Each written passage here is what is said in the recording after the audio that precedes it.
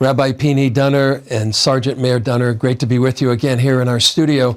Rabbi, first to you. You were talking about what October 7th was. Tell us what you meant by that. You know, October 7th is a moment of revelation.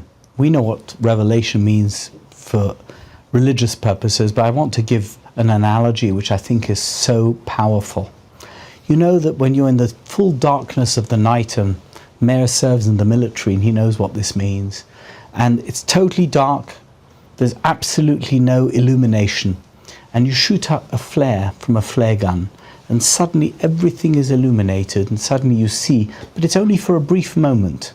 That's what's happened to the world. We were living in a moment of darkness.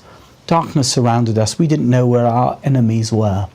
We didn't know who were the enemies of the Jewish people, who were the enemies of God, who were the enemies of Israel.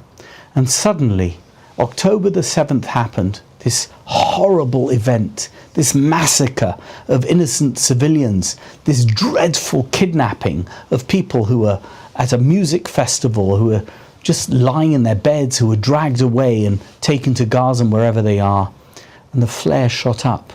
And suddenly we discovered that instead of blaming the perpetrators of terror, it was the Jewish people in Israel who were somehow guilty. The anti-Semites were shown up in the full light. The people who are the enemies of God were shown up, were illuminated for us all to see. And that's what's happened.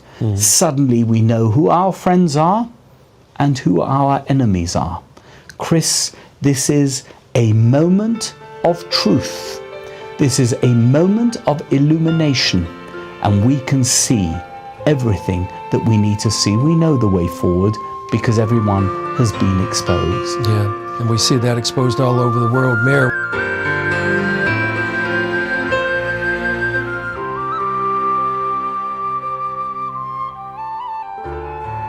Joseph took his wife and her child, and they went to Africa to escape the rage of a dead